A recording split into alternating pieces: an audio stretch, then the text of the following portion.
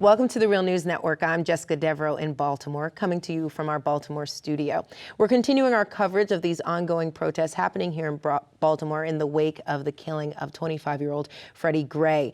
This story is definitely getting a lot of media attention, but you're not hearing the voices of young people as much in the mainstream press. So we wanted to bring some of these voices here in studio. So now joining us in studio is an organization called Dew More Baltimore. They're a community-based organization that uses art as a tool to increase community engagement. And at this roundtable, I have Whitney C., also Nakia Brown, and DeAndre Jackson, that also goes as Grim, AKA Grim. Thank you all for joining us. Thank you for having us. Thank you. So we should note that the Real News actually produces a show in partnership with Dew More Baltimore called Speak Out, and you guys have all performed on the show, performing and all that great stuff. But let's start off the conversation talking about the mayor, and the mayor recently called the protesters thugs, and I wanted to get your reaction to this comment. Let me start off with you, Whitney.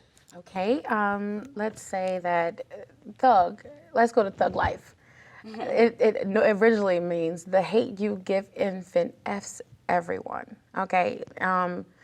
That means that it shows the disconnect and the insensitivity that she has going forward with our youth today. Like, she doesn't see that they are hurting, that they are under-resourced, they are ill-educated, impoverished, and they are neglected. And so this is the cry for help that she is literally ignoring. She's putting it off, she's demeaning it, she's literally degrading everything that's happening right now. What about you, Nakia? I mean, I think that one thing is important to note is that as poets, as writers, we understand like the importance of language and how often certain language can be used to produce emotion. So when you say the word thug, what you're trying to say and what you want people to do is to dehumanize people, to make them criminal. They want them to be thugs because it makes it easier for them to be able to bring the National Guard in. So if they get arrested, if they get shot, they're thugs, they're criminals. They're not a part of America, they're 2/3 of a man. So why do we care about them? So if you start to dehumanize people through language, it's almost like, that's why people are so upset, because we already get dehumanized enough in the media. Why do we have our president, who's a black woman, calling them thugs? Yeah. And so for me, it was like not even acceptable to be able to use that language. Yeah. But the mayor has also called in young activists. Yesterday, you were part of that meeting, Grim. What did the mayor actually have to say? What did she ask you about? Well, she asked us about a lot of things, but most that pertains to the situation as far as her using thug to describe young people. Something my partner, Muhammad Tall, who is the other Youth Poet Laureate ambassador, he asked her about how basically when you're in political situations, you're not always able to say exactly what you want.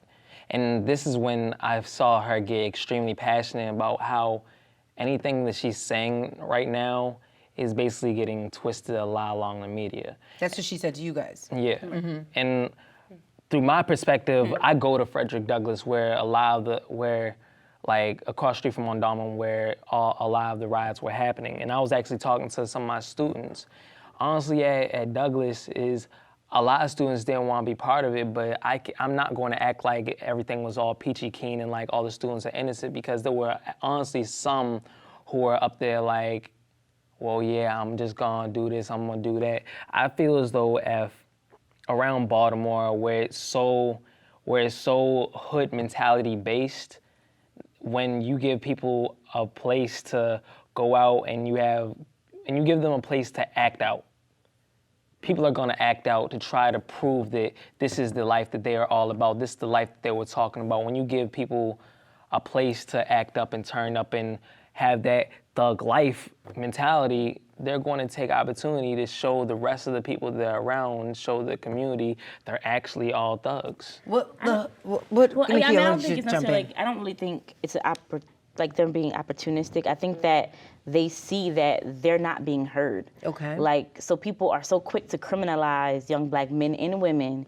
before actually understanding the root of the problem. So like they want to talk about the riots, but nobody wants to talk about there's a lack of recreation centers. Yeah. They want to talk about looting, but they don't want to talk about how they steal from us. They don't want to talk about what we are going through. They don't want to really acknowledge the pain, but they want to make these bold claims that are happening.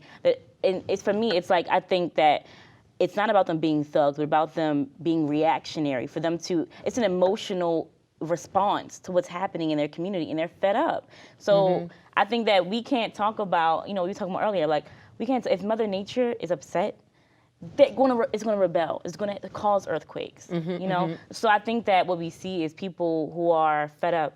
They've been just used and abused and not given resources, and then we want to call them out. But they've been thugging on us. Agreed. I always say They've when been the thugging on babies- us. The babies are neglected. I call them babies. The youth. Yeah. When they're Yeah, they are neglected, babies. They when they're 13, 14 years neglected, old. and they see Yeah. their brothers and their sisters and their mothers and their fathers slain in the streets, and there's no justice that Right. prevails, they wreak havoc, and rightfully so. Right, you're thinking about these are young. We are all very young, right? I'm still learning how to like go through my own problems and problem solve, right? So I don't always have the best solutions or best response to what I'm experiencing. So when you're talking about young kids who are 13, 14, very young, they don't even have the mental capacity to learn how to problem solve. So you want them to think like adults, but like you want them to think like adults and have adult solutions when you're acting like children to them. Yeah, don't and you even give mentioned the them- education issue. Right. People are undereducated, Yeah, and right. Yep. and they cannot Empowerment, express they're- themselves maybe in this panel, but their expression could be out there Exactly. protesting Right. and Exactly. maybe Even when And I- she, even when she's talking about, oh, we want to put the CVS in the community. We worked so hard for that. Like that in itself is a problem. Why do you have to work hard? Nobody has to work hard to get something in Fells Point, to Yeah. get something in Canton. We don't have to work hard for that, but we got to work hard to get it in their community. What does that say about how people value their lives? And then you want them to value your property. Like, no. Why? Okay. That can be replaced. Sorry. no, thank you. Insurance money. They're going to right, be like, fine. can be They're going to be replaced. You just fine. I was cleaning up earlier this morning, Yeah. and I ran into a circle that were praying and said, okay, these thugs, and they were using words that was like, whoa. What do you mean a prayer literally- circle? Was It it- was a prayer circle that was right out. It was right on Pressman. Right off of Pressman and Pennsylvania Avenue. It was in front of a store that Okay. got, I guess vandalized. And they were like, well, they went the wrong route. They don't see what's really going on here. They're not supposed to be hurting the people that work in this community. Yeah, but do the people that work in that community give back to that community? No. They sit behind bulletproof glasses and act as if we are animals coming to them. No respect. They don't give back to us. So I understand them rioting. But what about Black accountability then? Why go to a store where you're treated like an animal? Why give your money to these type of businesses? We don't own anything there. Right. We don't Yeah. even have communities anymore. The Yeah. community centers are gone. Right, that happened with the war on drugs when crack Yeah. flooded the community. Yeah. We don't Exactly. have communities. It's like, do So- we have any like place where there's Black owned, where we're actually respected, and that No. quote unquote community all. to go to? It's like saying, why can't we get home cooked meals? It's like there's no place to really. It's like, why? Come to my house. It's like, why Don't can't come we to really, mine, I can't cook. It's like, why can't we really get home cooked meals? Why are we always eating tasty cakes or eating McDonald's? Yeah. It's Processed like, food. We're always going Like to we don't get have what's any. placed into our community. Yep, Right. yep. And, it does, like, no one goes into Jewish people's communities and says, I want to lead your movements. No one goes and tries to build businesses in their They wouldn't community. even let they you wouldn't in they there. wouldn't even allow it. It would not even happen. But I think what I'm seeing now is that Black people are starting to realize that we have to be organized. And we have to have our own. And yeah, we have to have our own. You have to build and invest into Black institutions and Black businesses. So that means you might not go to McDonald's. Yep. You might not just go. I know it's cheap. Think about the riots in Tulsa, 1920s. I might mean, not go. literally, think about that. I'm being quite honest. Americans, white people, actually went there and destroyed our towns. You get what I mean? Maybe that's too far back. Right. You know what I mean? Let's go forward. But I think that it's also I think that the riots, though they're important to cover, right? I think that they use them as distractions. Then, like, we have not discussed Freddie Gray. Like, though all this is in response to what happened to him. Yes. Like, now we're like, oh, they're rioting, they're thugs. No one's thinking about Freddie Gray. No one's thinking about what he experienced. Like, we need to really. I think for me is that there needs to be police accountability across the board, that there needs to be a civilian review board that has the ability and power to hire and fire police. Because until that happens, communities have no say. And then you have the Officer Bill of Rights, which basically says that police have 10 days to make up their excuse, lie, get representation, whatever they need, if they're investigated, which leaves the community like, what up? Yeah. What's going on? Yeah. Well, and that's where we're at right now. Like, yeah. now people are doing that because they're anxious. Yeah. They've not been given any type of solution, any clarification about anything. Absolutely. We've discussed all of this at the Real News. We're going to have more town halls. We'd love to have you all come back. And I know each of you are going to be performing a little something for us later on. Sure. So thank you all for being on our panel. Thank you. And thank you for joining us on the Real News Network.